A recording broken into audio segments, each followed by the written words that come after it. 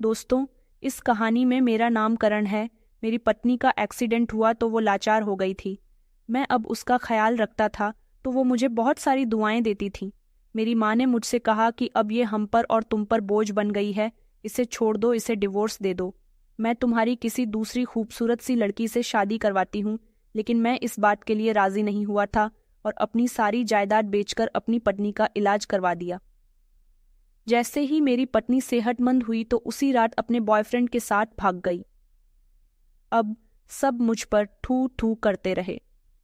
दिन अचानक पुलिस ने हमारे घर पर छापा मारा और तलाशी लेने लगे। तलाशी लेते समय जब माँ की चारपाई उठाई तो मेरे शरीर की जान निकल गई थी, क्योंकि मेरी पत्नी का एक्सीडेंट अचानक हुआ था। सब कुछ रुक सा गया था। डॉक्टर ने कहा था कि वो चल नहीं सकती। मैंने सब कुछ छोड़ दिया था, सिर्फ उसकी देखभाल करने लगा। माँ ने मेरे कंधे दबाए, वो रातों को जागकर मेरे साथ रोया करती थी। हम तीनों ने इस सदमे को स्वीकार कर लिया था, मगर कुछ अधूरा सा लग रहा था। गाड़ी का दरवाजा खुला और मेरा शरीर जैसे एक झटके के पीछे हुआ था। पीछे हुआ तो शोर बहुत था। हॉर्न ब्रेक लोगों की आवाज में दौड़ता हुआ अस्पताल पहुंचा। अंदर आईसीयू का दरवाजा बंद था, शीशा धुंधला था। मेरे हाथ में मेरी पत्नी की चप्पल थी। एक ही चप्पल, दूसरी शायद रोड पर गिर गई थी। जैसे जिंदगी की सीधी राह से वो भी कहीं खो गई हो। जब डॉक्टर ने कहा कि वो अब शायद कभी चल नहीं सकेंगी तो मेरी आंखों में आंसू आ गए थे, लेकिन आंसू नहीं गिरे। शायद मर्द का दुख छुप जाता है, या छुपाने पर वो मजबूर हो जाता है। माँ मेरे साथ थी। उनके चेहरे पर भी वही परेशानी थी जो मेरे दिल में छुपी हुई थी। उन्होंने कहा कि हम सब कुछ करेंगे बेटा, तुम फिक्र मत करो। याद है शादी के बाद पहली बार जब तुम्हारी पत्नी बीमार हुई थी तो तुम कितना घबरा गए थे। मुझे याद है कि उसके बुखार का टेम्परेचर 103 था और वो कांप रही थी। मैं सारी रात उसके पास बैठा रहा था। दबी आवाज में मैं उसके लिए प्रार्थना करता रहा था। उसने तब भी मुझे पकड़कर कहा था कि जब तुम होते हो तो मुझे डर नहीं लगता। आज अस्पताल में जब मैंने उसकी तरफ देखा तो वो सांस ले रही थी, मगर उसकी आंखें बंद थीं, जैसे वो कुछ कहकर चुप हो गई हो। माँ हर रोज मेरे साथ अस्पताल जाती थी। कभी कभी वो मुझे घर भेज दिया करती थी और खुद मेरी पत्नी के पास बैठी रहती थी। दिन मैं वापस आया तो माँ उसके बालों में तेल लगा रही थी। वो उसे बेटी कहकर पुकार रही थी। कहने लगी कि मेरी बेटी जल्दी से ठीक हो जाओ, तुम्हें मेरे बेटे को संभालना है, वो बहुत ही नाजुक दिल का है। ये सब मैं दरवाजे के बाहर खड़े होकर सुन रहा था और मेरी आंखों से पहली बार आंसू गिरे थे। लेकिन अजीब बात यह थी कि मेरी पत्नी की खामोशी बढ़ती जा रही थी। वो बोलती कम थी, मुस्कुराती कम थी, जैसे वो अंदर से किसी और झांक की तरफ निकल चुकी हो। मैंने कई बार कोशिश की कि उसके साथ बैठूं, तस्वीरें दिखाई, पुरानी बातें की, शादी के दिन की बातें की। जब वो लाल लहंगा पहनकर मेरे सामने आई थी तो मैंने कहा था कि मुझे लगा कि सपना है। वो बस सुनती थी, हल्के से मुस्कुरा दिया करती थी, लेकिन उसकी आंखें वो बिल्कुल खाली लगती थीं। अंदर कहीं ना कहीं मुझे लगता था जैसे कुछ लौट रहा है, जैसे कोई बात छुपाई जा रही है। माँ दिन में बहुत बिजी रहने लगी थी, कभी किचन में, कभी आंगन में, और अक्सर वो मेरी पत्नी के कमरे से खामोशी से निकलती थी। मैंने कुछ नहीं पूछा था। मुझे अपनी माँ पर शक का हक नहीं था। शायद हम जब किसी से बहुत प्यार करते हैं तो देखने का नजरिया खो बैठते हैं, बस मान लेते हैं कि सब ठीक है, ये सब ठीक हो जाएगा। लेकिन जिंदगी सिर्फ प्रार्थनाओं से नहीं चलती, उसमें भी कभी कभी कोई सच बहुत जुल्म जैसा होता है। मैंने इस समय कुछ नहीं जाना था, कुछ नहीं पहचाना था। मुझे लगा कि हम तीनों एक ही दर्द में शामिल हैं। मैंने सिर्फ अपनी पत्नी को बचाना चाहा, हर कीमत पर, लेकिन किस्मत तो शायद किसी और ही खेल की तैयारी कर रही थी। माँ ने धीरे से मेरे कंधे पर हाथ रखा और कहने लगी कि बेटा, बस इतना बता दो कि तुम खुश हो। मैंने उनकी तरफ देखा। वो चूल्हे के पास खड़ी चाय बना रही थी। उनके चेहरे पर वही मोहब्बत थी, वही फिक्रमंदी थी जो हमेशा ही रहती थी। मगर उस दिन उनके शब्दों में कुछ और था, जैसे वो कुछ कहना चाह रही हूँ और शब्दों को चबा गई हूँ। मैंने जवाब नहीं दिया। खामोशी मेरे अंदर एक आदत बन चुकी थी। हर बात दिल में रखकर गुजार देना, अपनी सोचों का बोझ खुद उठाना, बस यही चल रहा था। इलाज महंगा हो रहा था। हर विजिट, हर दवा, हर थेरेपी हजारों में पड़ती थी। माँ ने अपने पुराने जेवर निकाले। वही जो मेरे पिता की निशानी थे, और मेरे हाथ पर रख दिए। मैंने हाथ पीछे खींच लिया और कहा कि माँ नहीं, मैं ये नहीं बेच सकता। माँ मुस्कुराई, जैसे पहले से वो जानती हो। उन्होंने कहा कि नहीं बेटा, तुम इसे बेच दो, तुम ही तो जायदाद के वारिस हो। मैंने वो रात नींद में नहीं गुजारी थी। घर के कोने कोने में मेरी पत्नी की आवाज़ बसी हुई थी। वहीं जो कभी जिंदगी से भरी होती थी, अब सिर्फ उसकी आहें रह गई थीं। माँ ने चुपचाप मेरे बिस्तर के पास चाय रख दी और चली गई। मैं जानता था कि वह मेरा दिल नहीं दुखाना चाहती, लेकिन वह यह भी चाहती थी कि मैं फैसला कर लूं। थेरेपी शुरू हुई, नई मशीनें आई, नर्स आई, शरीर में हरकत आना शुरू हुई, हाथों में ताकत, फिर धीरे धीरे पांव की उंगलियां हिलने लगीं। हर बार मैं खुश होता था। माँ प्रार्थना करती थी, मगर मेरी पत्नी, वो तो बस खामोश देखती रहती थी, जैसे ही सब उसकी मर्जी से बाहर का नज़ारा हो, जिसमें वो सिर्फ तमाशा देख रही हो। एक रात मैंने उसके बालों में उंगलियां फेरी और कहा कि कभी कभी लगता है कि तुम बहुत दूर चली गई हो और मैं बस तुम्हें आवाज़ देता। उसने मेरी तरफ देखा, होठों पर हल्की सी मुस्कुराहट आई, मगर आंखें फिर वहीं वीरान थीं। मैंने कुछ नहीं कहा। कुछ सवाल ऐसे होते हैं जिनके जवाब हमें पहले से पता होते हैं, बस सुनने की हिम्मत नहीं होती। दिन गुजरते गए, पत्नी की हालत बेहतर होती गई, शरीर में जान आने लगी, मगर हमारे बीच दूरियां बढ़ती गईं। मैंने सब कुछ दिया, वक्त, पैसा, नींद, सेहत, मगर फिर भी लगा कि जैसे उसे खो रहा हूँ। रोज थोड़ा थोड़ा मार्क सर मुझे देखकर प्रार्थना करती थी और कहती थी कि ऊपर वाला तुम्हें सलामत रखे, तुम अपनी पत्नी का साया बनकर रहो। उनकी बातों में सुकून होता था, मगर उस सुकून के पीछे एक दीवार थी जो मैं देख नहीं पा रहा था। कभी कभी वो मेरी पत्नी से बात करते हुए लम्हे भर को खामोश हो जाती थी, जैसे कुछ याद आता हो या फिर कुछ छुपाती हो, और मेरी पत्नी, उसकी आंखों में वही बात रहती थी जो जुबान पर कभी नहीं आई। मैंने हर मुमकिन कोशिश की कि उसकी नज़रों से वो उलझन, वो खालीपन पढ़ सकूं, मगर मैं नाकाम रहा। जैसे मैं किताब पढ़ने की कोशिश कर रहा हूं जिसका हर पन्ना किसी और जुबान में लिखा गया हो। जिंदगी रूटीन पर आ रही थी, या शायद हम तीनों ने बस अपने अपने दर्द को रोज के कामों में लपेट लिया था। फिर एक दिन ऐसा आया जब मैंने अपने आप से नज़र चुरा ली, क्योंकि जो कुछ मैंने बचाने के लिए सब कुछ लुटा दिया था, शायद वो पहले ही मुझसे विदा हो चुकी थी। सिर्फ मैं था, अपनी उम्मीद की लाठी पर टिका हुआ, और उस उम्मीद के पीछे एक सच छुपा हुआ था जो अभी तक मुझे जाहिर नहीं हो रहा था। रात के 2 बज रहे थे। कमरे में खामोशी थी, सिर्फ पंखे की धीमी आवाज़ और कभी कभी खिड़की से आने वाली हवा का शोर था। मेरी आंख खुली तो आदत के मुताबिक मैंने अपनी पत्नी की तरफ देखा। बिस्तर खाली था, तकिया साफ सुथरा था और चादर ढंग से बिछी हुई थी। मैंने सोचा कि वो शायद वॉशरूम में गई होगी, मगर दरवाज़ा खुला पड़ा था और वॉशरूम में अंधेरा था। मुझे अजीब सी घबराहट का एहसास हुआ। मैंने पूरा घर छान मारा था, छोटे आंगन से लेकर किचन तक हर कमरा देखा, मगर वो मुझे कहीं भी नजर नहीं आई थी। ना उसकी व्हील चेयर, ना उसके चप्पल, और ना ही उसकी छड़ी। कुछ भी वहां पर नहीं था। वो ऐसे गायब थी जैसे कभी थी ही नहीं। मेरी सांसें अटकने लगी थीं। माँ के कमरे में गया तो वो भी सो रही थी। मैंने माँ को हिलाया तो वो घबराकर उठ गई, कहने लगी कि क्या हुआ है बेटा, सब ठीक है ना। मैंने बस इतना कहा कि माँ, शालिनी नहीं है। माँ की आंखों में एक लम्हे को हैरानी उतर आई थी। फिर जैसे ही वो कुछ समझ गई हो, वो चीख उठी और कहने लगी कि भाग गई है वो। ये शब्द तीर बनकर मेरे सीने में जख्म कर गए थे। मैं कुछ कहे बिना दरवाजे की तरफ बढ़ा। गेट खुला हुआ था, बाहर सन्नाटा था, गली वीरान थी, कोई निशान नहीं था, कोई निशानी नहीं थी। वो जो चल भी नहीं सकती थी, एक कदम मुश्किल से उठाती थी, वो कैसे अकेले चली गई। मैं सड़कों पर निकला, अंधेरी गलियों में बेमकसद दौड़ता रहा। अस्पताल, क्लिनिक, वो पार्क जहां कभी हम बैठा करते थे, हर जगह गया मगर कुछ नहीं मिला।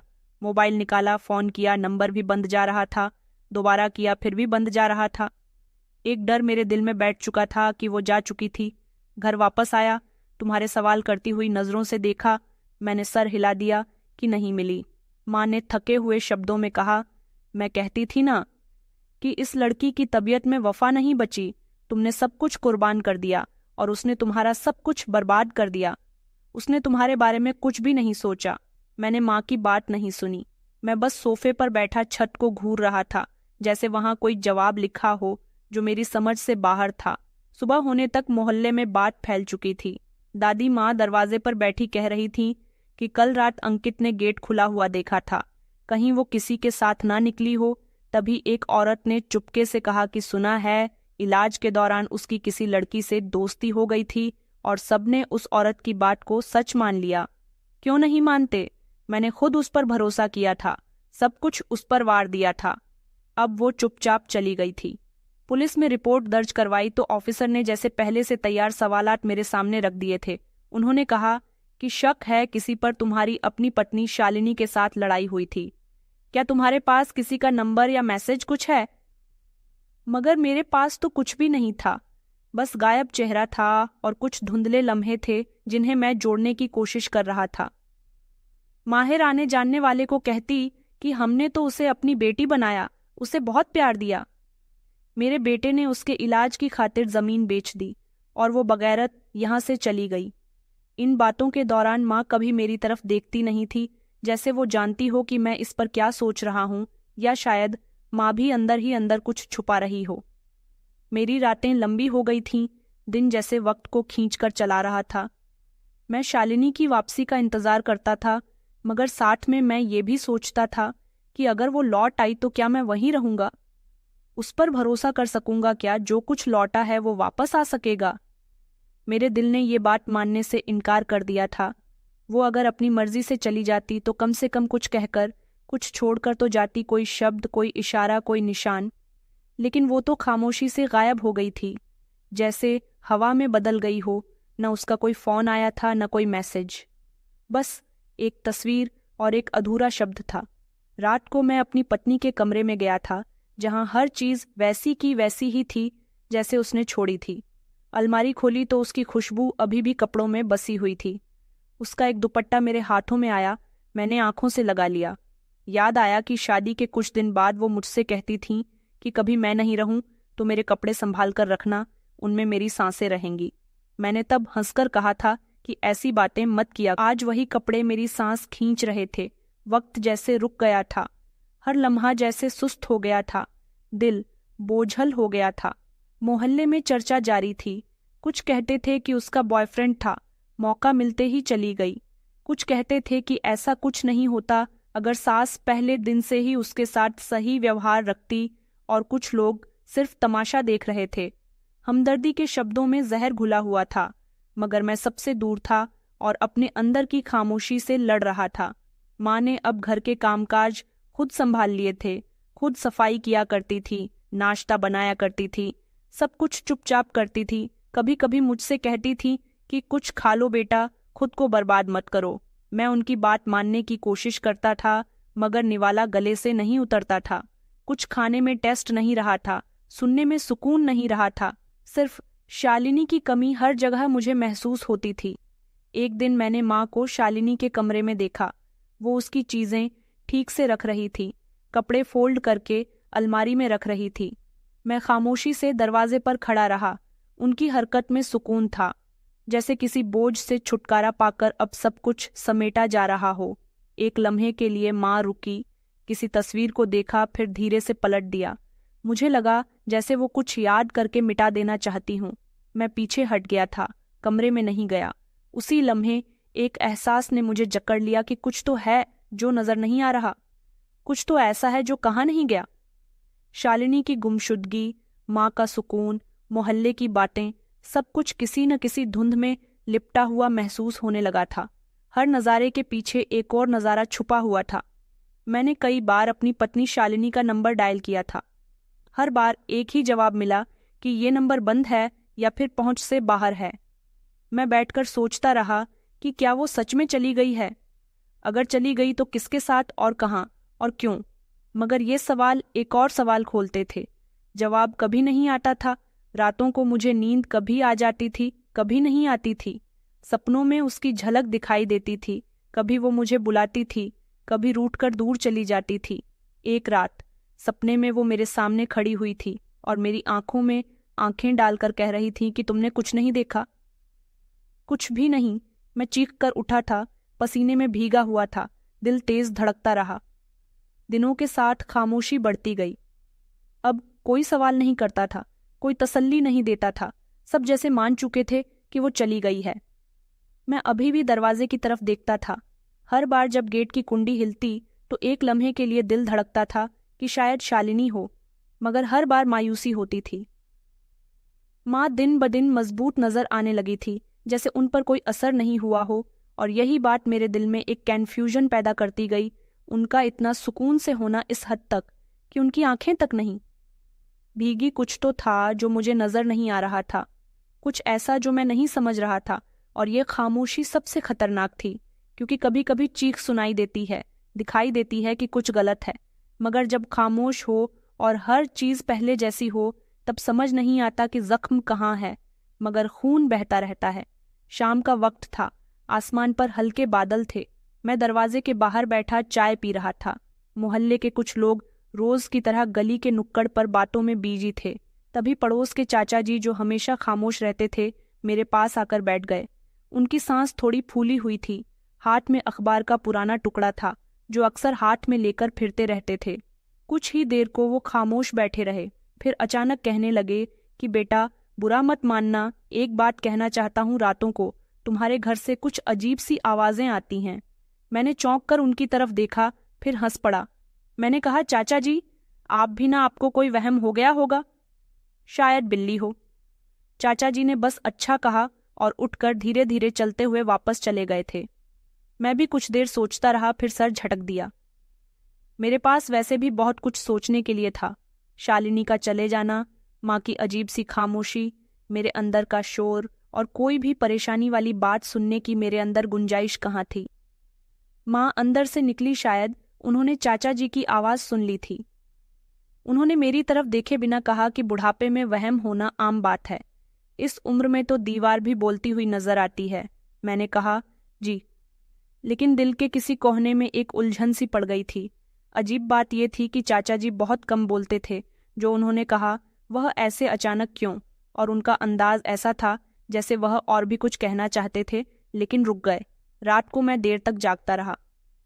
माँ सोने के लिए चली गई और घर में पूरी तरह से खामोशी थी। अचानक नीचे वाले कमरे से एक अजीब सी सरसराहट सुनाई दी।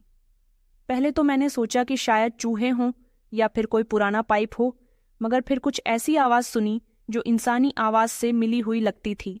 धीमे दबे दबे शब्दों में, जैसे दो लोग धीरे धीरे कुछ कह रहे हों।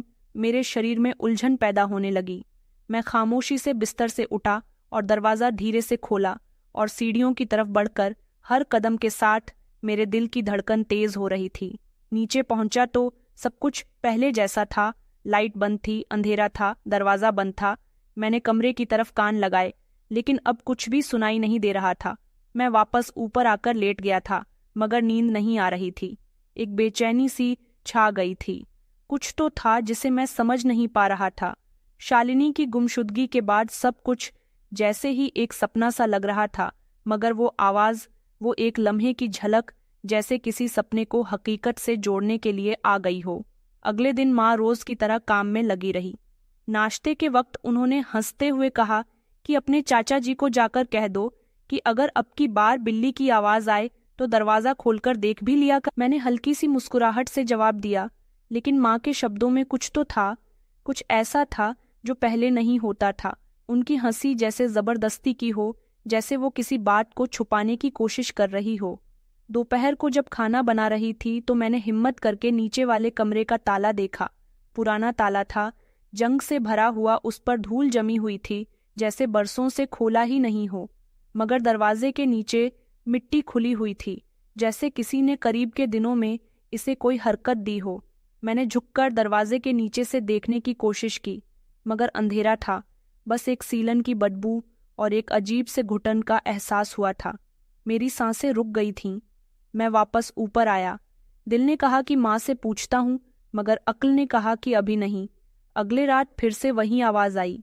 अब की बात थोड़ी ज्यादा साफ थी, थोड़ी ज्यादा बेकाबू, जैसे कोई सिसक रहा हो या किसी को सांस लेने में उलझन हो रही हो। मैं बेड पर बैठ गया, पसीने में भीग गया। अगर ये सब मेरे वहम थे तो बार बार एक ही वक्त पर क्यों होते थे? सुबह होते ही मैं दोबारा चाचा के पास गया। उनकी आंखों में एक अजीब सी थकन थी। मैंने उसे साफ साफ कह दिया था कि चाचा जी, आपने जो कहा था वह सच है, आपने कुछ देखा है। वह कुछ देर खामोश रहे, फिर धीरे से कहने लगे कि देखा नहीं, लेकिन सुना जरूर है। पिछले कई दिनों से रात के खास समय पर तुम्हारे घर से कुछ ऐसा निकलता है जो ठीक नहीं लगता। मैंने कहा कि आपका धन्यवाद चाचा जी, और फिर मैं वापस आ गया था। दिल में डर था माँ। अभी भी रोज की तरह वैसे ही हंसती खाती पकाती जैसे कुछ हुआ ही न हो, लेकिन हर रात जब नीचे से आवाज आती तो माँ के खर्राटे गायब हो जाते थे। उनकी करवटें सुनाई देती थीं, जैसे वो जाग रही हों। मेरे अंदर एक फैसला जन्म ले रहा था। कुछ तो था जो छुपा हुआ था, कुछ ऐसा जिसे जानना मेरे लिए बहुत जरूरी था, और शायद वो कुछ नीचे था, बंद दरवाजे के पीछे, इस खामोश घर की सबसे खामोश जगह में। दोपहर की तेज धूप में सूरज छत पर आग बरसाए खड़ा था। मैं आंगन में पानी के कूलर के पास बैठा अखबार में आंखें गाड़े हुए था, जब अचानक गेट पर जोर की दस्तक हुई। माँ किचन से निकली और मैंने दरवाजा खोला तो सामने पुलिस खड़ी हुई थी। एक ऑफिसर ने अपना कार्ड दिखाया और कहने लगा कि आपके घर की हमें शिकायत मिली है, हमें आपके घर की तलाशी लेनी है। माँ दरवाजे के करीब आई। उनके चेहरे पर हैरानी थी, जैसे उन्हें यकीन नहीं आ रहा हो। उन्होंने कहा कि कैसी शिकायत? पुलिस ऑफिसर ने जवाब दिया कि डिटेल बाद में, अभी हमें हर कमरा चेक करना होगा। घर में एक अजीब सा सन्नाटा छा गया था, जैसे दीवारें भी सांस रोककर सब कुछ सुन रही हों। मैंने इशारे से कहा कि ठीक है, जो करना है कर लो। पुलिस ने तलाशी शुरू कर दी थी। पहले किचन, फिर मेरी पत्नी का कमरा, फिर स्टोर रूम, फिर गेस्ट रूम। माँ बार बार उनके पीछे जा रही थी, कभी पलट रही थी, कभी कह रही थी, तो कभी अपने कपड़े ठीक कर रही थी, लेकिन उनके हाथ थोड़े कांप रहे थे। पुलिस ऑफिसर बार बार उन्हें रोक रहा था। मैडम, हमें हमारा काम करने दीजिए। फिर एक सिपाही उनके कमरे में गया जहां माँ का कमरा था। उन्होंने इर्द गिर्द देखा, नीचे की तरफ नजर दौड़ाई, फिर अचानक कहा कि साहब, यहाँ पर कुछ है। माँ तेजी से आगे बढ़ी और कहने लगी, यहाँ पुरानी चीजें रखी हुई हैं, बस, और कुछ भी नहीं है। पुलिस ने माँ का बेड हटाया। नीचे धूल जमी हुई थी, लेकिन बीच में एक लोहे का हैंडल बना हुआ था, जंग से भरा हुआ, जैसे बरसों से किसी ने उसे छुआ भी नहीं हो। फिर भी वो साफ नजर आ रहा था। पुलिस ऑफिसर ने मुझे देखा और कहने लगा कि ये किस चीज का हैंडल है। मैं हैरान खड़ा था। मैंने सोचा, मैंने तो कभी जिंदगी में ये हैंडल नहीं देखा। वो जगह तो मेरी माँ के बेड से ढकी रहती थी। मैं कुछ कहने ही वाला था कि माँ कहने लगी, वहाँ पुराना टैंक रखा गया था, कभी उसका हैंडल हो, बाकी वहाँ कुछ भी नहीं है। पुलिस ने कोई बात सुने बिना हैंडल खींच दिया। दरवाजा खुलने की आवाज एक चीख जैसी महसूस हुई थी, जैसे सालों से बंद था, किसी की सांसें अचानक बाहर निकली हो। लकड़ी की सीढ़ियों नीचे जा रही थी, जिन पर कदम रखते ही चिड़चिड़ाहट उभरी थी। मैं, पुलिस और दो सिपाही धीरे धीरे नीचे उतरे। हर कदम के साथ एक नमी की बदबू और सन्नाटा और ज्यादा गहरा होता गया। नीचे अंधेरा था, दीवारों पर नमी जमी हुई थी, कुछ जगहों पर फफूंदी, और हर तरफ से सीलन की बदबू आ रही थी। नीचे पहुंचते ही सामने एक पुराना सा लोहे का दरवाजा दिखाई दिया। उस वक्त उस पर भी जंग लगा हुआ था और हल्की सी हथकड़ी जैसी कोई लकीर हो। हवलदार ने हाथ से उसे हिलाया तो दरवाजा नहीं खुला। फरीक ने जोर लगाया, दूसरे ने दरवाजा पकड़ा और दरवाजे को धक्का दिया तो वो खुल गया था। अंदर की हवा रुकी हुई थी, जैसे वक्त यहाँ थम गया हो। रोशनी कम थी, सिर्फ एक बल्ब लटक रहा था। हल्का हल्का झूलता हुआ कमरे के बीचों बीच फर्श पर एक शरीर पड़ा हुआ था। वो कोई और नहीं बल्कि मेरी पत्नी शालिनी थी, जो बेहोश पड़ी हुई थी, जैसी कोई पुरानी तस्वीर हो, सालों से अलमारी के कोने में रखी हुई हो। मैं फौरन ही दौड़कर उसके पास गया। उसका शरीर सख्त हो गया था, जैसे सर्दी में जकड़ गया हो, लेकिन उसकी सांसें चल रही थीं, बहुत धीमी, बहुत टूटी हुई। उसकी कलाइयां लाल हो रही थीं, जैसे किसी ने उसके हाथ बांध रखे हों, और पैरों की एड़ियां जख्मी थीं। उसके होंठ सूख चुके थे और आंखों के नीचे नीले निशान थे। मैंने उसे आवाज दी, शालिनी, उठो, देखो, मैं आ गया हूं, तुम अब सलामत हो। उसने आंखें खोलने की कोशिश की, लेकिन पलक बस कांप कर रह गई थी और फिर थम गई थी। पुलिस ऑफिसर ने एक लम्हे के लिए कमरे का जायजा लिया, फिर कहने लगे कि जरूर कोई गड़बड़ है, इन्हें फौरन अस्पताल ले जाना होगा। माँ नीचे आई तो उनके कदम रुक गए। वो दीवार के साथ लगकर खड़ी हो गई थी, जैसे इस हादसे से नजर चुराना चाहती हूँ। ये शायद अंदर ही अंदर उसका सामना करने की हिम्मत जमा कर रही हूँ। उनका चेहरा पीला पड़ चुका था, साथ ही वो बहुत परेशान भी लग रही थी। पुलिस ने मुझे रोका और एम्बुलेंस को कॉल लगाई। कुछ ही लम्हों के बाद एम्बुलेंस आ गई थी और शालिनी को अस्पताल ले जाया गया। मैं साथ जाना चाहता था, लेकिन पुलिस ने कहा कि आपसे कुछ बातें पूछनी है, ये कानूनी कार्यवाही है। मैंने सिर्फ एक नज़र अपनी पत्नी पर डाली, जो अब एक बार फिर से मिल चुकी थी, लेकिन इस बार उसकी बहुत खराब थी। पुलिस ऑफिसर ने नीचे के कमरे की तस्वीरें लीं। दीवारों पर मौजूद निशान, बंद अलमारी, पुराने बर्तन, खाली बोतलें और एक कपड़ा जो जमीन पर पड़ा हुआ था, शायद मेरी पत्नी का दुपट्टा था। हर चीज जैसी कोई दर्दनाक कहानी सुना रही थी, लेकिन शब्दों के बिना माँ चुपचाप खड़ी रही। किसी सवाल का जवाब नहीं दिया, किसी नजरिए से नजर नहीं मिलाई। जब पुलिस ने कहा कि आपको पुलिस स्टेशन चलना होगा इन्वेस्टिगेशन के लिए, तो उन्होंने बस सर हिलाकर कहा कि ठीक है। घर अब वीरान लगने लगा था। वो कमरा जहां मेरी माँ होती थी, उनका बिस्तर होता था, उसके नीचे का राज और सारी खामोशी, जैसे हर चीज अब बदल गई हो। वो माँ जो रातों को जागकर मेरे लिए पानी रखती थी, जो मेरे दुख पर रोया करती थी, वही अब एक बड़े सवाल के नीचे दब चुकी थी। पुलिस स्टेशन में बयान देते समय मैं अंदर ही अंदर बिखरता रहा। मैंने बताया कि मेरी पत्नी लापता हो गई थी। मैंने उसकी गुमशुदगी की रिपोर्ट भी दर्ज करवाई थी। मेरी माँ ने मुझसे कहा था कि वो खुद लौट आएगी, लेकिन आज पता चला कि वो किसी और के नहीं बल्कि मेरे ही अपने घर के नीचे थी। जहाँ से वो रोज गुजरना रहा, वो मेरी मदद की आस में पड़ी रही। पुलिस ने कहा कि ये कोई मामूली कैद नहीं लगती, बहुत सोच समझकर किया गया है। हमें पूरी तरह से इन्वेस्टिगेशन करनी होगी। शाम को जब मैं अस्पताल गया तो मेरी पत्नी होश में आ चुकी थी। मुझे देखते ही उसकी आंखों में एक ऐसी थकन उभर आई थी जो शब्दों में नहीं बताई जा सकती थी। मैं उसके पास बैठा था, उसका हाथ पकड़कर और कहने लगा कि बस शालिनी, अब सब ठीक हो जाएगा, तुम फिर कभी अकेली नहीं रहोगी। उसने धीरे से सर हिलाया। उसके होंठों पर कंपकपाहट थी, जैसे कुछ कहना चाहती हो, लेकिन उसका शरीर साथ नहीं दे रहा हो। डॉक्टर ने बताया कि शारीरिक कमजोरी बहुत ज्यादा है, लेकिन अगर आप इन्हें समय पर नहीं लाते तो बात बहुत आगे जा सकती थी। इस शब्द ने मेरे अंदर कुछ तोड़ दिया था। वक्त पर पहुंचना, लेकिन बरसों से मैं उसी घर में था, रोज उसी कमरे के ऊपर सोता था, फिर भी कुछ नहीं देख सका, कुछ नहीं सुन सका। माँ पुलिस की निगरानी में थी, लेकिन खामोश थी, जैसे उन्हें किसी भी बात का पछतावा नहीं हो, या शायद हो, लेकिन उन्होंने उसे अंदर से कहीं दफन कर दिया हो। अब कानून ही फैसला करेगा कि वो सब आखिर क्या था और क्यों हुआ और किस नीयत से किया गया। मगर मेरे लिए ये सब सवाल नहीं थे। मेरे लिए सच सिर्फ इतना था कि मेरी पत्नी जिंदा है, और ये जिंदगी अब मेरी पूरी कोशिश की वजह बनने वाली थी।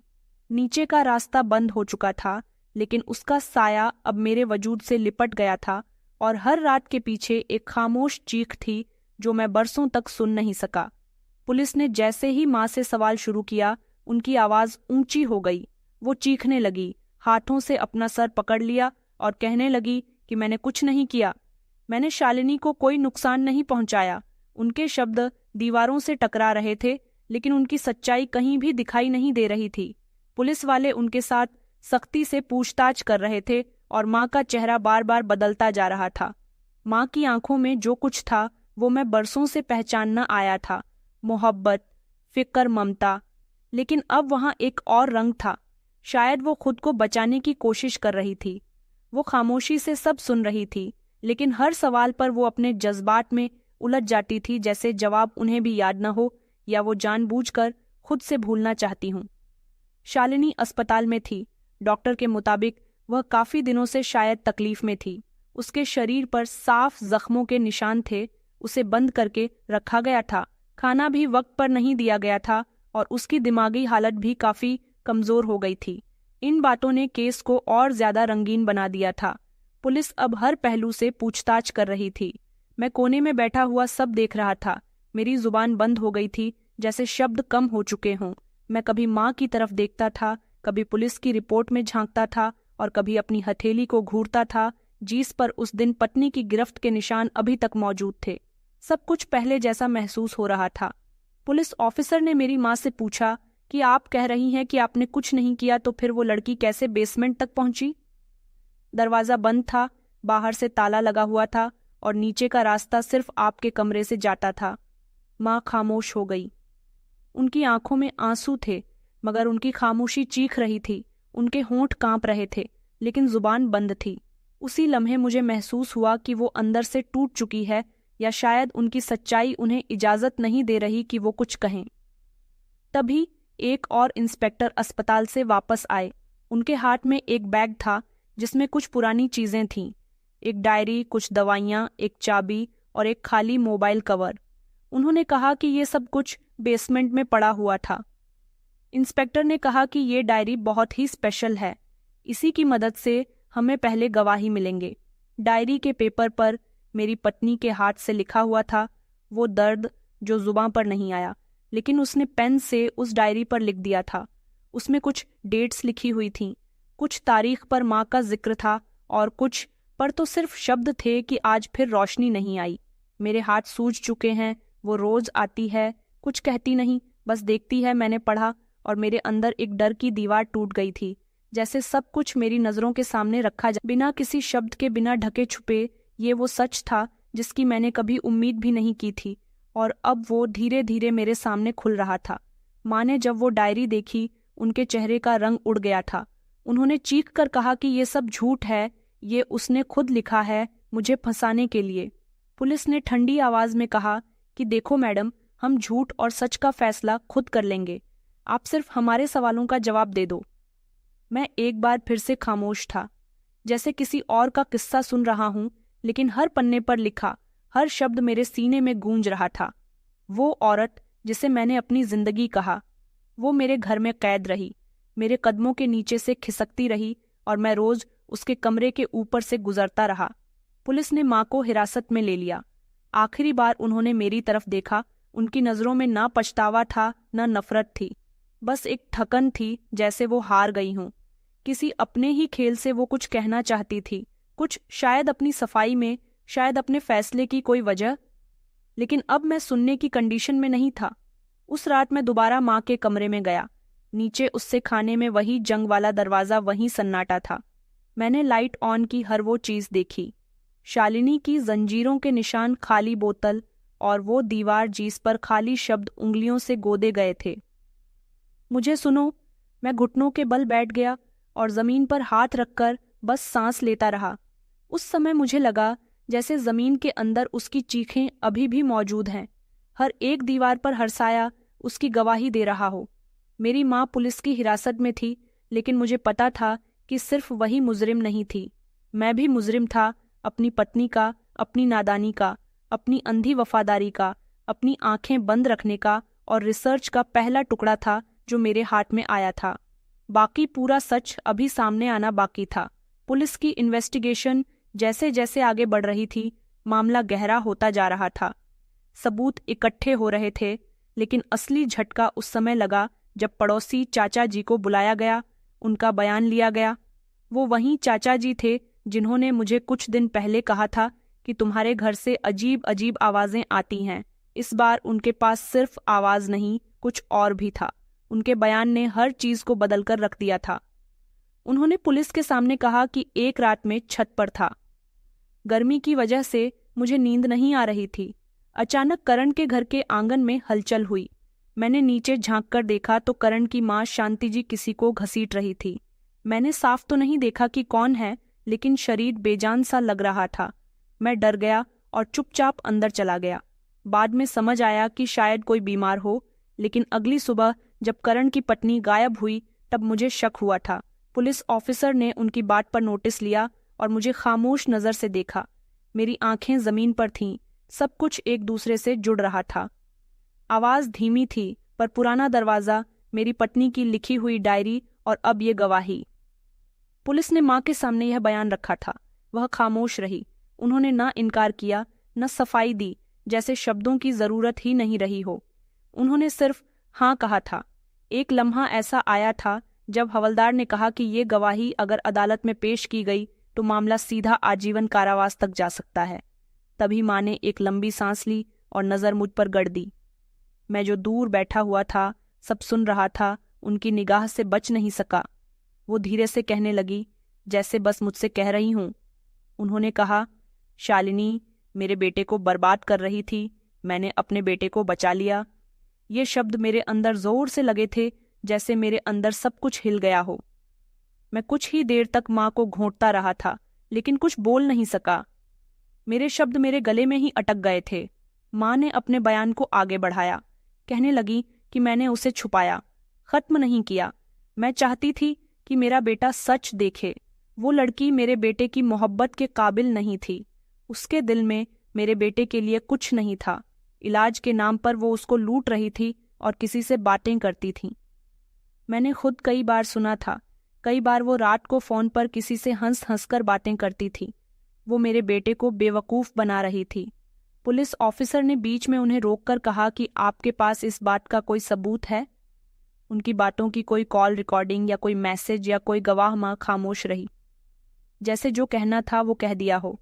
अब सुनने का बोझ मेरा था। मेरी पत्नी अभी भी अस्पताल में थी। उसकी हालत कुछ बेहतर हो रही थी, मगर खामोश थी। शायद उसे अभी अंदाजा था कि अभी सच पूरी तरह से सामने नहीं आया, अभी कुछ बातें छुपी हुई हैं। मैं उससे मिलने गया तो उसने सिर्फ एक बात कही थी कि अगर तुम्हें मुझ पर शक है तो फिर तुम मेरा इलाज करवाना बंद कर दो। उसकी आवाज़ थकी हुई थी, लेकिन नज़र साफ थी। मैंने उसका हाथ थामकर कहा कि मुझे शक नहीं है, बस अब हर सच को सुनने की हिम्मत पैदा कर रहा हूँ। पुलिस ने अगले दिन माँ के कमरे की ओर तलाशी ली और एक पुराना मोबाइल मिला जिसमें कुछ ऑडियो रिकॉर्डिंग थी। आवाज़ धीमी थी, मगर कुछ शब्द साफ सुनाई दिए। वो कुछ भी कहे, मैं सच नहीं बोलेंगे। मुझे डर लगता है ये अंदाज मेरी पत्नी का था। रिकॉर्डिंग में हर मामले को और भी उलझा दिया था। अब किसी के भी खिलाफ कोई सबूत नहीं जा रहा था, सिर्फ शक की घड़ी थी जो हल्की हल्की खुल रही थी। पुलिस का कहना था कि ये केस सीधा नहीं है। यहाँ हर कैरेक्टर आधा सच बोल रहा है और आधा छुपा रहा है। माँ भी अपनी बात पर कायम थी। मैंने ये सब कुछ अपने बेटे को बचाने के लिए किया, और मैं वही बेटा था जो अब समझ नहीं पा रहा था कि क्या सच में मुझे बचाया गया था या मैं बर्बाद हुआ था। उस दिन पहली बार मेरे अंदर ये सवाल पैदा हुआ था, क्या कभी सच पूरे भी होते हैं, या हम बस अपनी तसल्ली के लिए कुछ टुकड़े जोड़ लेते हैं और उसे सच मान लेते हैं। ये गवाही है खामोशी से शब्द। सब कुछ एक ऐसे दायरे में बदल चुके थे जहां अंजाम का मतलब सिर्फ दर्द था किसी के लिए, और यह शुरुआत थी और एक ऐसी सच्चाई थी जिसका जवाब आने वाला था। माँ को हवालात में बैठे कई दिन हो चुके थे। हर रोज इन्वेस्टिगेशन के नए तरीके, हर दिन कुछ नया सुनने को मिलता, और हर बार मेरा दिल थोड़ा और भारी हो जाता था। पुलिस ने जब माँ से दोबारा पूछा कि उस रात शालिनी के साथ क्या हुआ था, तो इस बार उन्होंने रटे रटाए शब्द नहीं दोहराए, बल्कि कैसी सच्चाई कही जो मेरे अंदर कहीं दूर तक गूंज गई थी। माँ ने धीरे से कहा कि मेरा बेटा सारी जायदाद बेचकर उस लड़की पर लगा रहा था। अपनी सारी कमाई, अपने सारे सपने उस पर बांट रहा था, और वो मेरे बेटे से तंग आ चुकी थी। मैंने कई बार उसे फोन पर किसी से बात करते हुए सुना था। वो रात को दरवाज़ा बंद करके किसी से बात करती थी। मैंने एक बार उससे पूछा भी था कि वो किससे बात करती है, तो वो उलझ गई थी। बस तभी मैंने फैसला कर लिया था। मैंने सोच लिया था कि ये लड़की मेरे बेटे को बर्बाद कर देगी। मैंने अपने बेटे का बचपन देखा था, उसकी आंखों में आंसू देखे थे, जो वो मुझे दिखता तो नहीं था, लेकिन बिखर जाता था।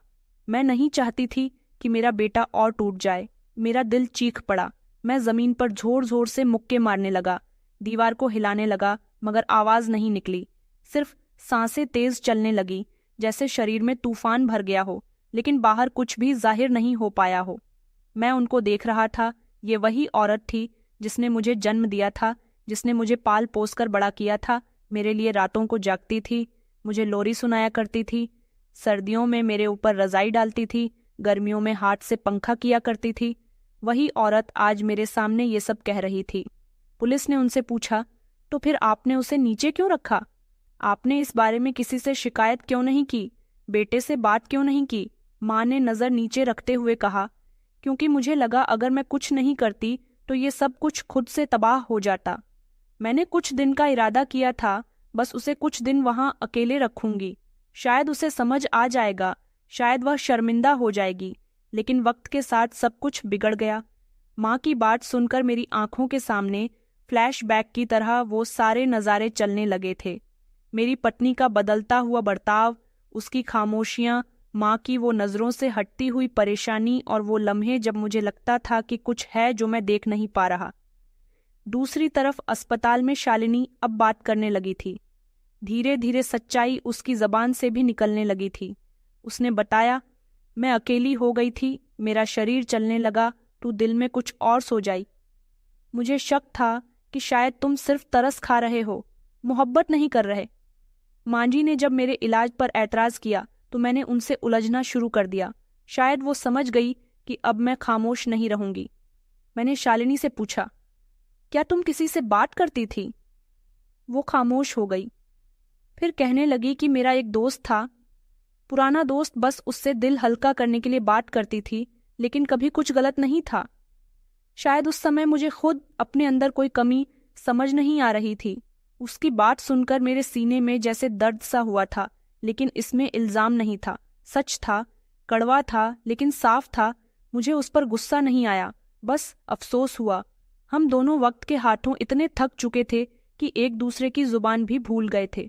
माँ का मकसद शायद मुझे बचाना था, लेकिन उन्होंने तरीका ऐसा अपनाया था जो न माँ के लायक था न इंसानियत के। उन्होंने फैसला अपने तौर पर कर लिया था, मुझसे पूछा भी नहीं, मुझे समझने का मौका भी नहीं दिया।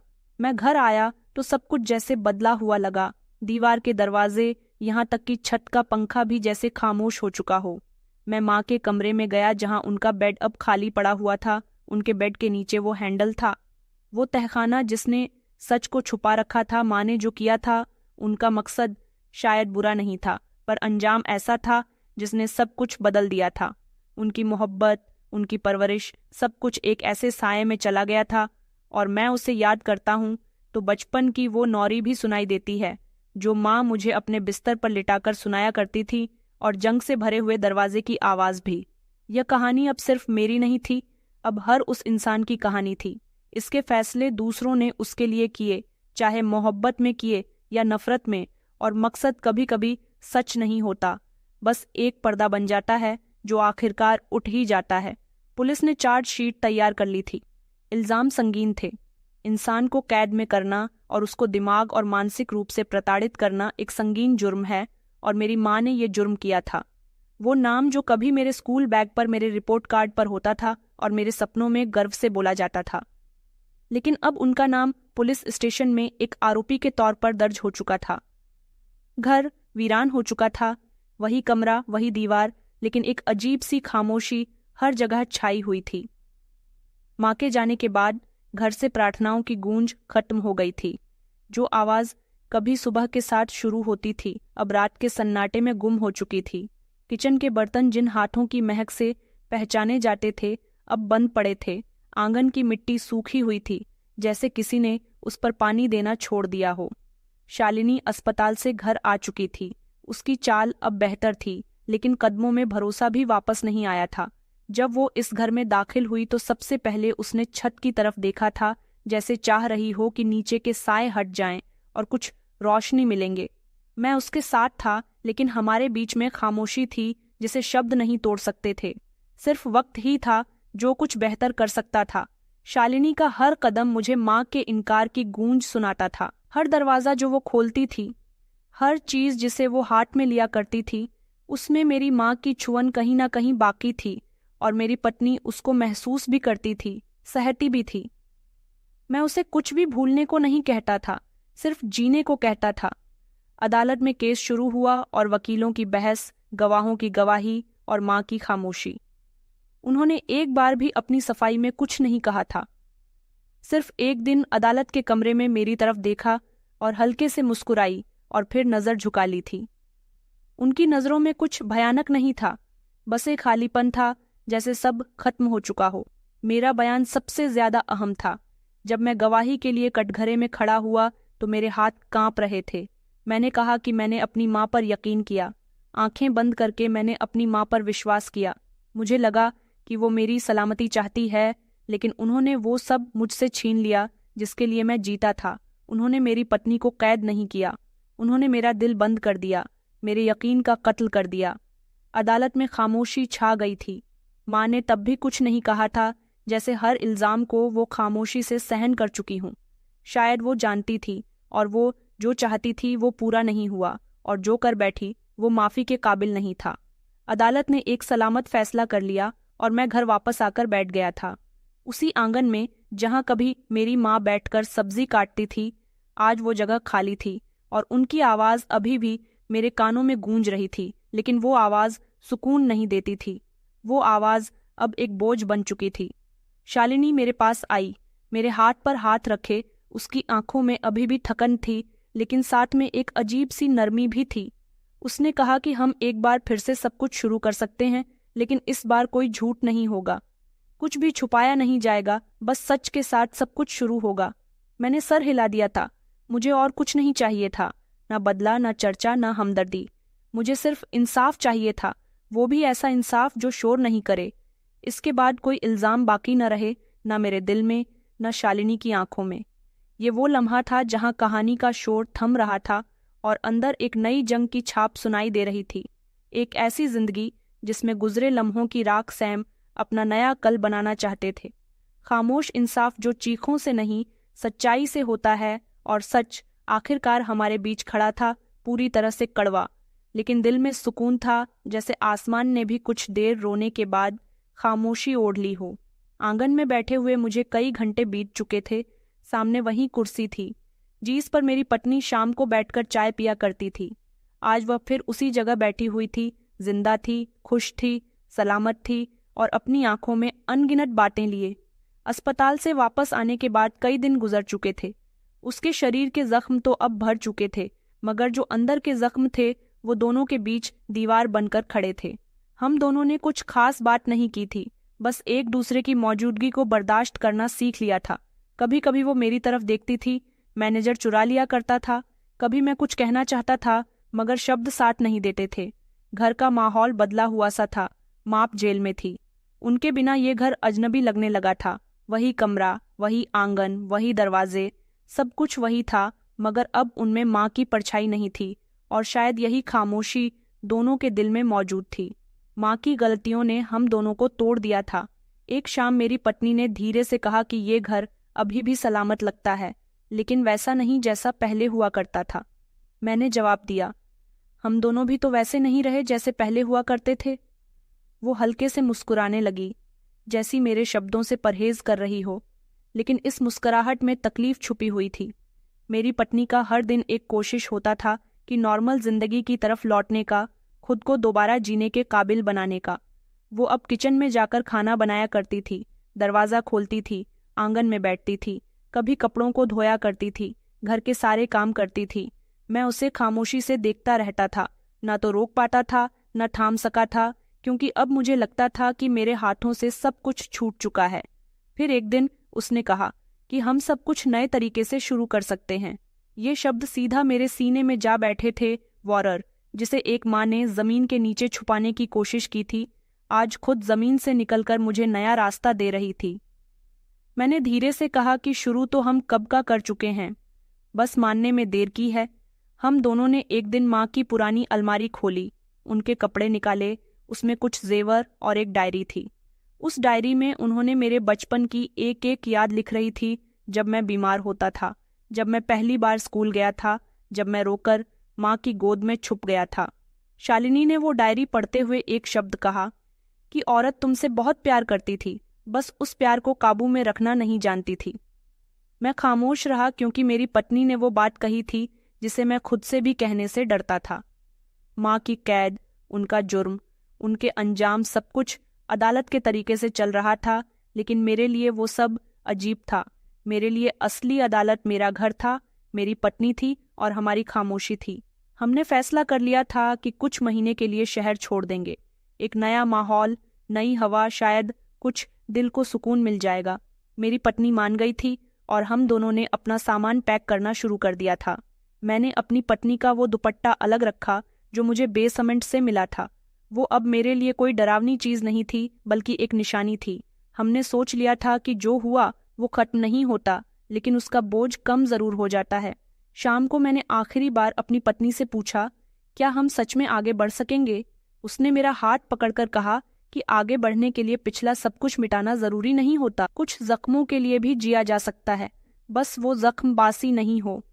अब हम रवाना हो चुके हैं एक नए शहर, नए घर की दीवारों की तरफ, लेकिन मेरे साथ मेरी पत्नी है जिसे सिर्फ मेरी मोहब्बत ही नहीं, मेरी पूरी जिंदगी जुड़ी हुई है।